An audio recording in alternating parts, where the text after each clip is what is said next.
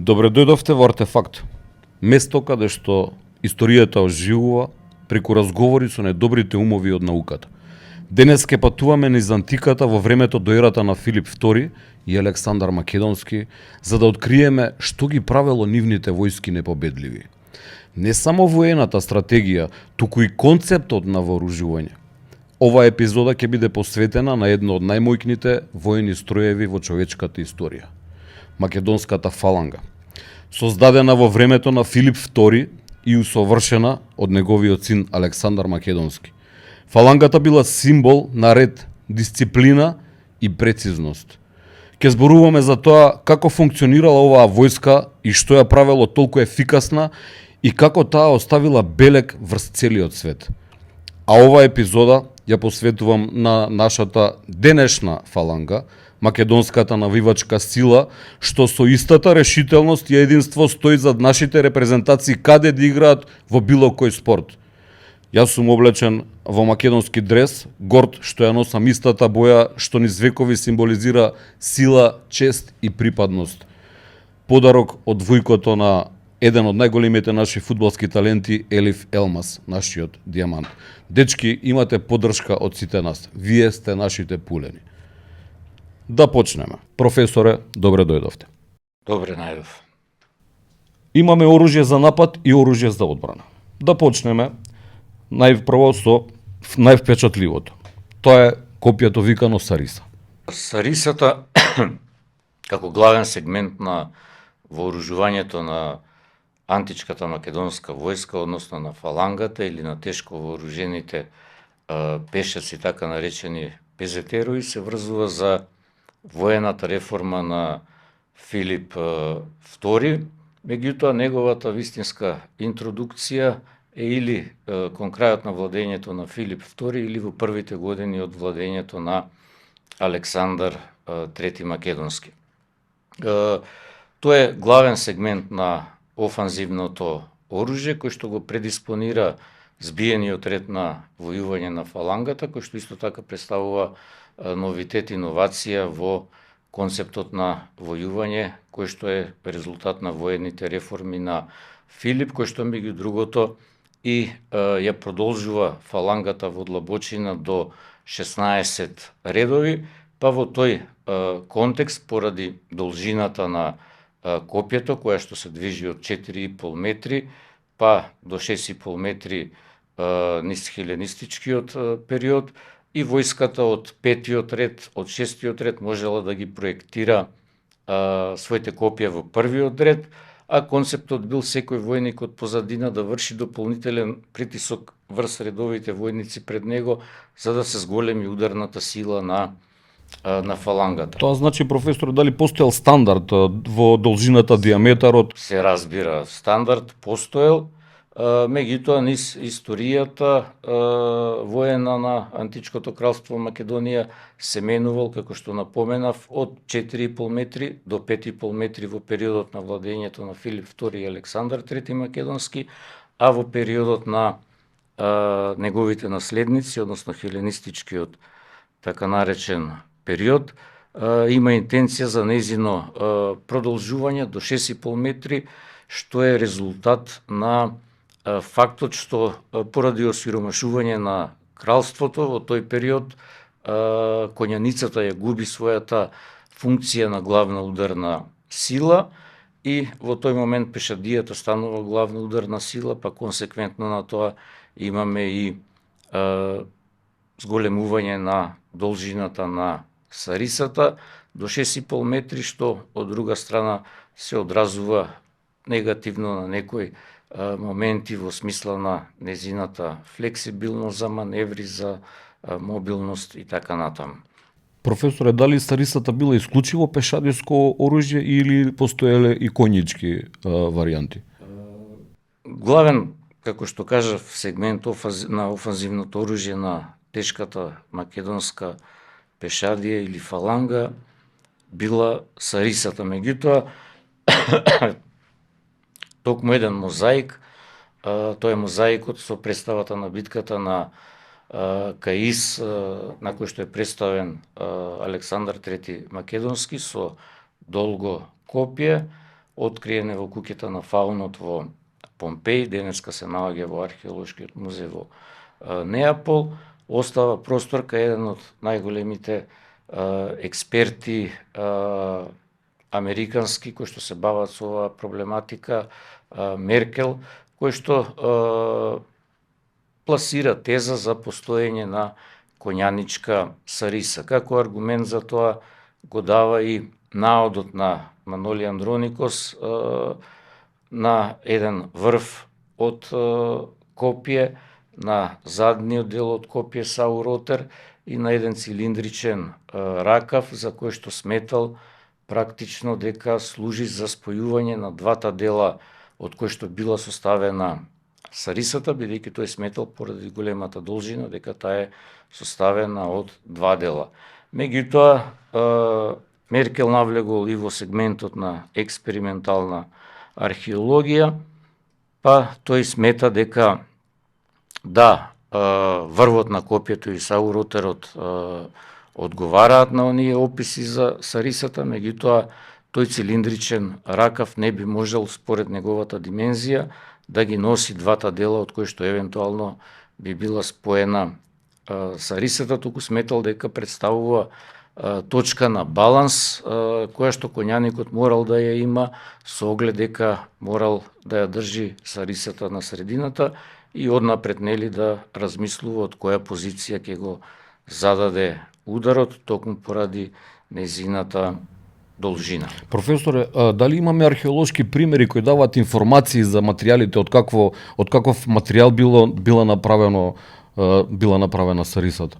Историските извори, тука ќе го спомнам Асклепиот, споменуваат употреба на дрен во изработката на дрвената рачка на сарисата, бидејќи дренот е доста цврсто дрво и малку покруто. Меѓутоа се наметнуваат и други тези во овој сегмент од науката, кои што предпоставува дека дрвената рачка била изработена од јасен, кој што е со помала цврстина и со поголема флексибилност, што пак од друга страна не оди во прилог на должината на сарисата, бидејќи непотребните варијации би се одразили на незините перформанси и евентуално би можело да дојде до кршење. Истовремено, во поглед на сарисата има се уште до ден денеска многу дилеми, бидејќи и со поновите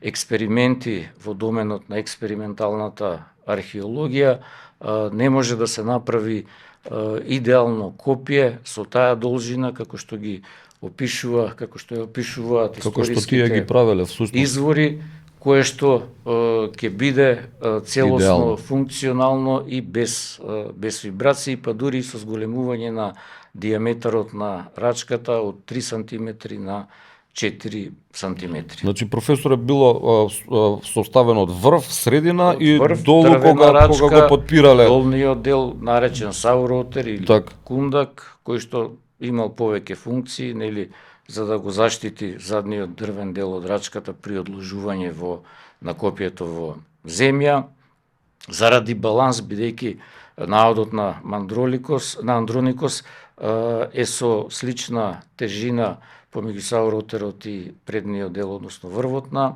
копието, и евентуално, бидејќи е зашилен, односно наодот што го нашол Андроникос на Сауротер е зашилен, би можел да послужи како оружје во услови нели да се открши предниот дел од сариса. Да се сврти, значи. Да. Одлично, значи тоа било страшно со оглед на тоа дека биле во толку редови, толку копија, тоа било поем и страв за секоја војска што ќе излезе пред нив. Професоре, мечот бил символ на владење, но и лично преживување. Каква улога играл мечот во формацијата со сарисата? Бил ли резервно оружје или за офицерите само? Мечот во раноантичките војски и во грчката војска, кај грчките хоплити, тешко вооружени пешаци, и во македонската војска, посебно кај фалангата, имал секундарна функција, бидејќи, како што кажав, примерно оружје на фалангата било долгото копие сариса, чија чии најголеми перформанси доаѓаат во израз токму во оној збиен ред на војување, каде што немало простор од директно војување гради во гради, со оглед дека фалангата ја напаѓа непријателската војска од дистанца. Од што биле изработени, професоре? И дали се разликувале по квалитет и украсеност тие мечеви? Мечевите нормално се изработувале од железо во тој период од антиката. Познати се два типа на мечеви. Тоа се двосеките мечеви од типот ксифос, кои што имаат карактеристично пламенесто проширување во горниот дел на сечивото и тие биле попрактични за пешадиска борба, и едносеките мечеви од типот махајра. За истите мечеви во еден период во античките извори се користи и терминот копис, меѓутоа се работи за едносек меч со брановидно профилирано сечиво, кое што е подобро со оглед дека основна функција му е да сече. Колкаве биле димензиите, професоре? Ксифосот бил со димензија од 50 до 60 сантиметри, што е потврдено нели со археолошките наоди, меѓу другото ги имаме и кај нас овој тип на мечеви, додека махајрата е со должина од 50 на сантиметри. Каде се има пронајдено кај нас, професоре, на кои археолошки локалитети? Обично ги има во јужните, југозападните делови на Македонија. Мечевите од типот на ксифос ги имаме во некрополата Зелениште, Валандовско, понатаму Милци, Гевгелија, од Требениште, од Охрид, еден примерок кој што е во лоша состојба на сочуваност од Криви дол, Радање, Штипско. Кој период е тоа? Кој отприлика? Нашиве примероци се датираат во крајот на архајскиот период, значи пред времето на Филип II и Александар III Македонски. А имало ли разлика, професоре, помеѓу мечот на офицер и обичен војник?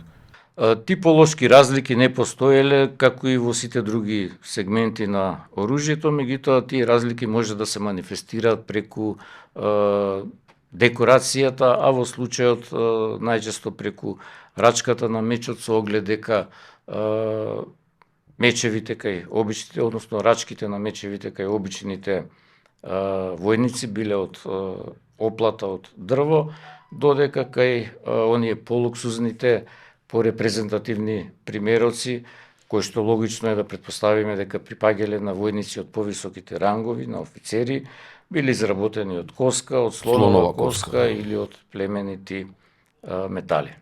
Ножот, професоре. Мал, но смртоносен. Често игнориран, но неопходен на бојното поле и надвор од него. Каква била разликата помеѓу борбен нож и секојдневен?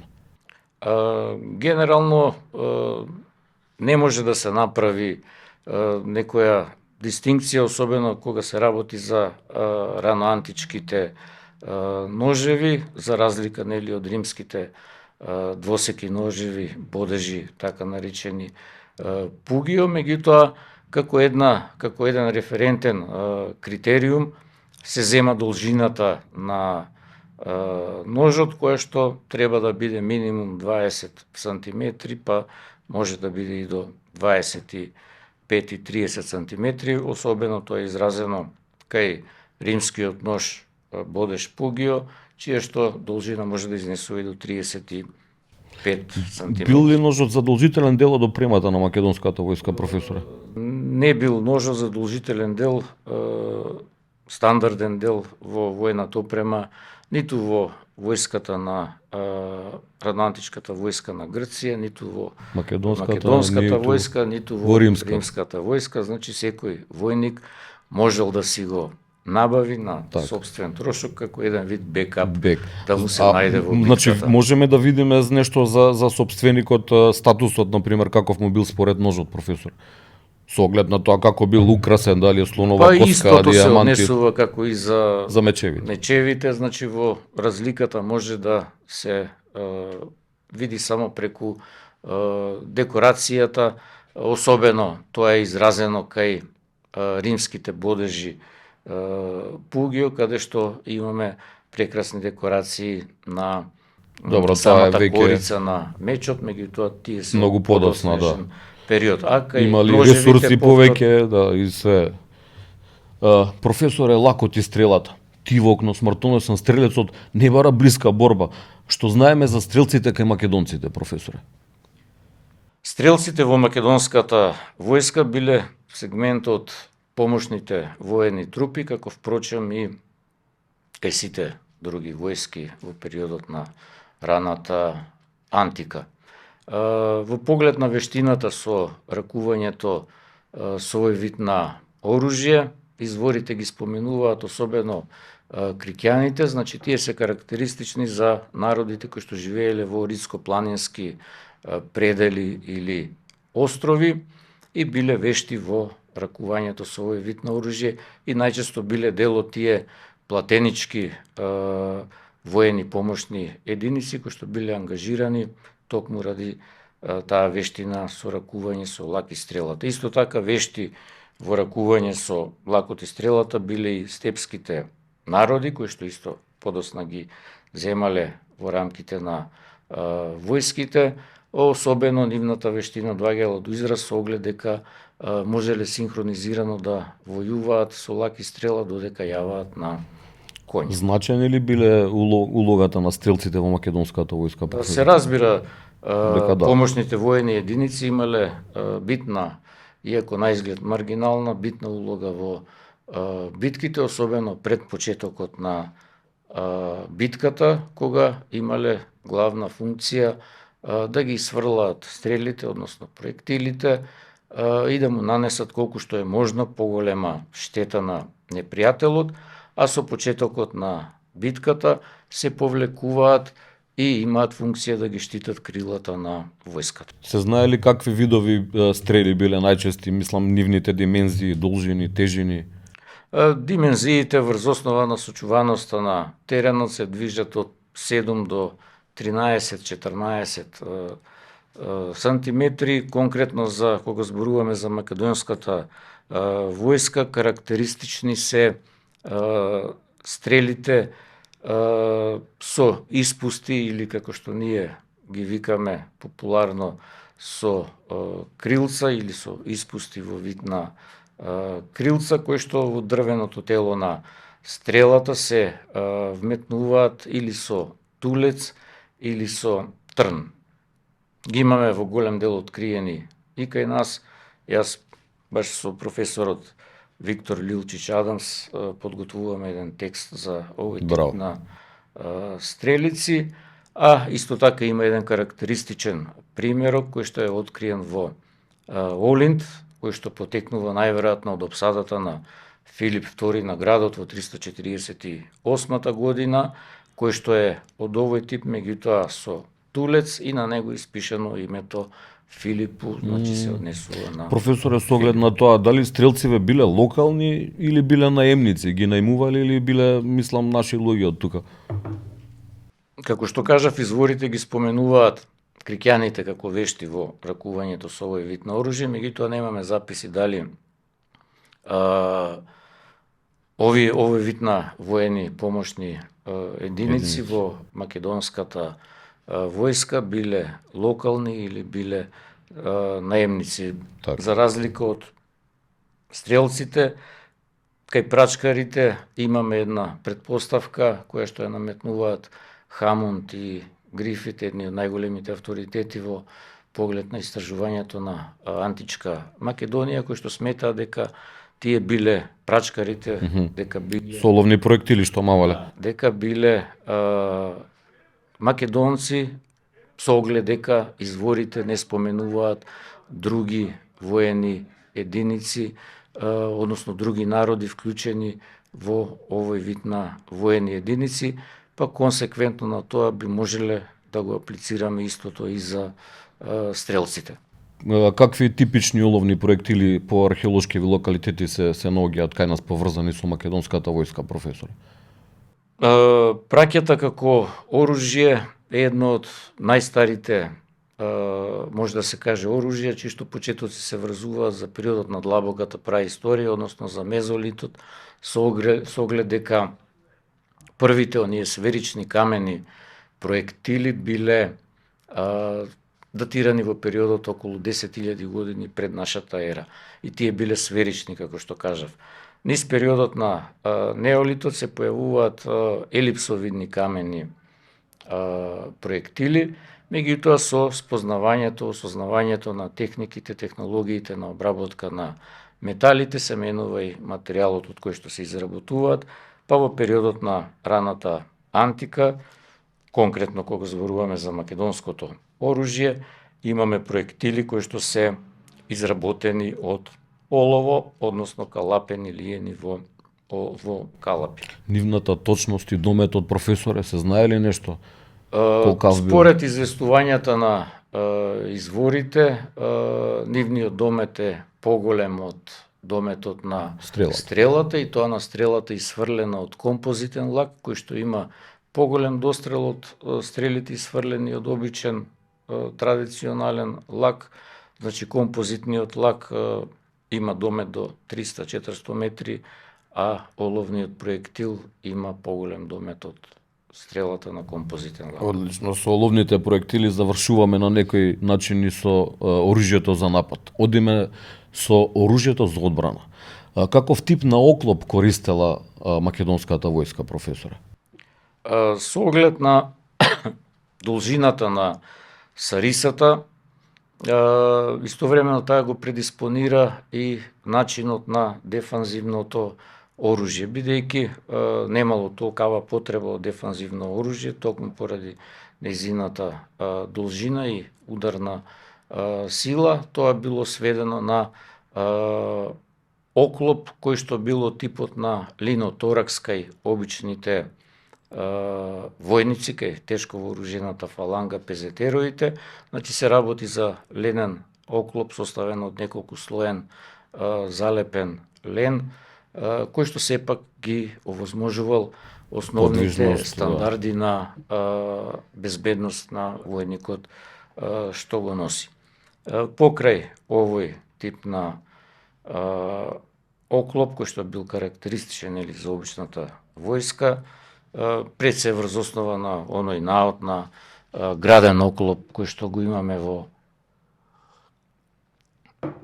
гробницата, кралската гробница во Вергина, можеме да претпоставиме дека и највисоките офицерски рангови и самиот крал или император носеле железни оклопи според тој наод што е изложен во гробницата. Значи се работи за железен тип на граден оклоп кој што не ја следи анатомијата на машкото торзо, за разлика од оние бронзени грчки и етрушки примероци, бидејќи од едноставна причина железото било потешко за обработка, меѓутоа кај ово имаме богата декорација со златни аплики, така да покрај тоа што ја имал основната функција за одбрана, тој најверојатно имал и парадна функција. Штитовите, професоре, какви штитови користеле македонските војници по форма и по материјал?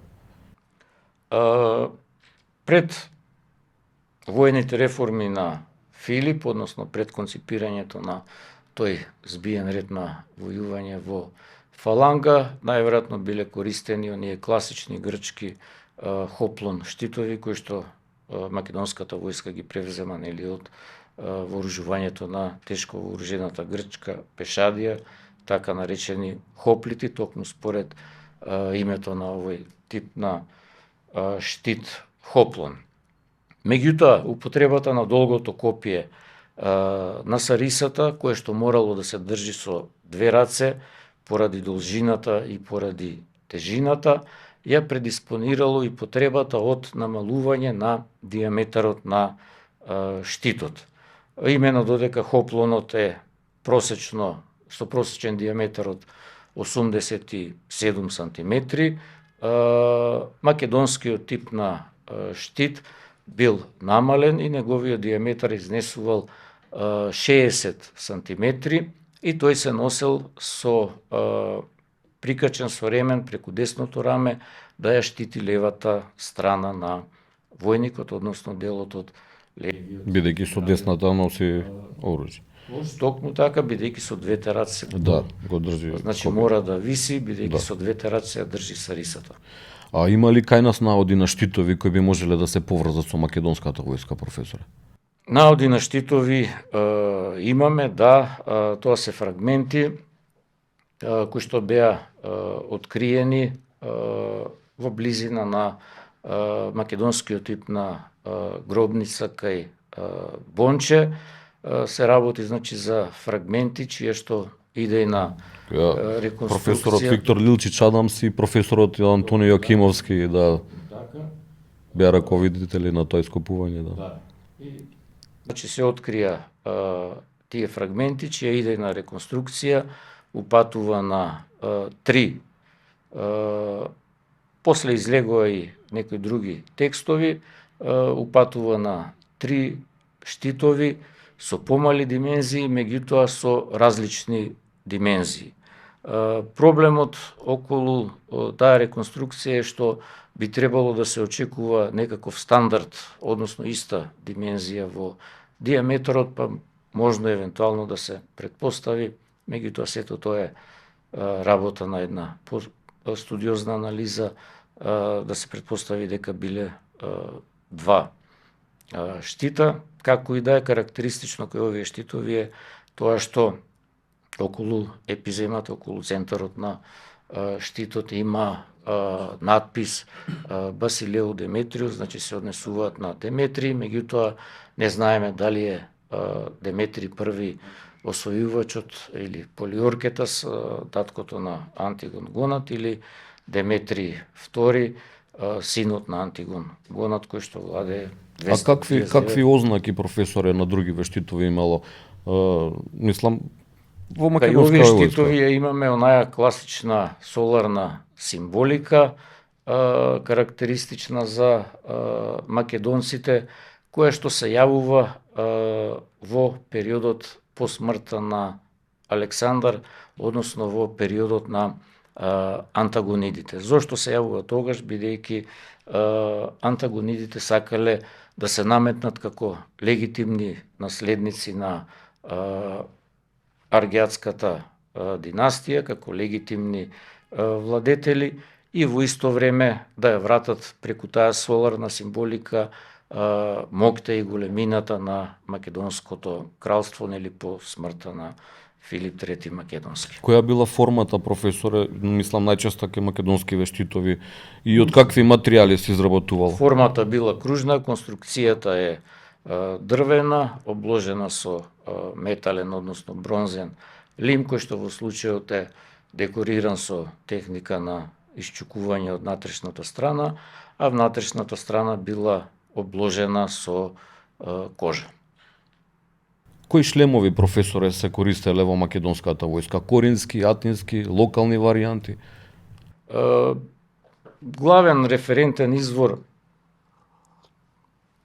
за употребата на шлемот како еден од најбитните сегменти на дефанзивната воена опрема, со оглед дека се работи за заштита, нели, на главата како најранлив дел од телото, ни се ликовните представи, археолошките наоди, па консеквентно на тоа можеме да претпоставиме дека предвоените реформи на Филип II врз основа пред на иконографијата на монетите, како македонските, така и пајанските, дека во употреба биле така наречените грчко-илирски тип на шлемови, додека со воената реформа на Филип II и врз основа повторно на ликовните извори, овдека ќе го споменам саркофагот на Александар од Сидон, тоа не е саркофаг на Александар, меѓутоа со оглед дека на него е представена битката кај Ис, се нарекува саркофаг на Александар. Една копија се наоѓа и кај нас во археолошкиот музеј. Можеме да претпоставиме дека се носеле шлемови кои што се кои што подсетуваат на фригиска капа и поради тоа современата наука ги нарекува фригиски тип на шлемови кои што имаат две варијанти. Како се разликувале шлемовите на обичните војници и на офицерите, професоре? Елитните единици по декорација и материјал. Типолошки и во материјал, повторно ќе кажам, нема разлики, меѓутоа Значи и офицериве и војнициве носеле... разликата е во декорацијата со оглед дека тоа дополнително можело оној што има средства, а средства имале само оние највисоки. Значи на Александар шлемот знаеме бил со рогови, со перја. Значи само оној кој што можел да си дозволи покрај функционалните дефанзивни карактеристики да си ги задоволи потребите од некоја естетика, можел да го украсува, односно да даде на занајчијата на оружарот да го украси, декорира шлемот и консеквентно на тоа тие покрај практичната улога можеле да се користат и во функција на парадни шлемови. Имало ли промени во стилот на шлемовите во периодот од Филип II до периодот на Александар Македонски, професоре, во шлемовите? Во шлемовите нема, бидејќи како што остануваат исти, значи да, од Филип II исти со тоа што тој фригиски тип на шлем постои, има две варијанти. Едната варијанта е од бронза, која што е повеќе конусна, значи калотата неа следи формата на главата, односно формата на черепот и завршува со една качулка во вид на фригиска капа, затоа и се наречени фригиски тип на шлемови, додека трите шлема кои што едниот нели од кралската гробница во Вергина, едниот од кај нас од Исар Марвинци и едниот од Плетена во Бугарија се изработени од железо и концепцијски се лесно се разликуваат, бидејќи нивната калота ја прати, ја следи формата на главата, а воедно гребенот повеќе личи на стилизирана глава на орел, отколку на качулка, со тоа што гребенот кај примерокот од кралската гробница во Охрид е нешто поголем од гребенот кај примерокот од Исар Марвинци. Професоре, кнемидите, заштитните, како да ги наречам, костобрани за нозет. А дали сите војници ги носели или биле резервирани само за елитата? Биле дел од стандардната воена опрема и на грчките хоплити и на тешко вооружената војска, фалангата и на, се разбира, офицерите. Со таа разлика што според известувањата и според археолошкиот материјал во рамките на грчката војска тие остануваат во употреба некаде до реформата на Ификрат, чија што реформа е во насока на олеснување на тешко вооружените хоплити, кога излегуваат кнемидите од употреба, додека во македонската војска остануваат. Она што е карактеристика за грчките кнемиди е нивната нападна декорација во вид на спирали, горгонеони, додека она што е карактеристика, барем врз основа на наодите од гробницата, од кралската гробница во Вергина, и наодите еве од поново време од војничката гробница од Охрид, кои што се постари, не биле не од Охрид,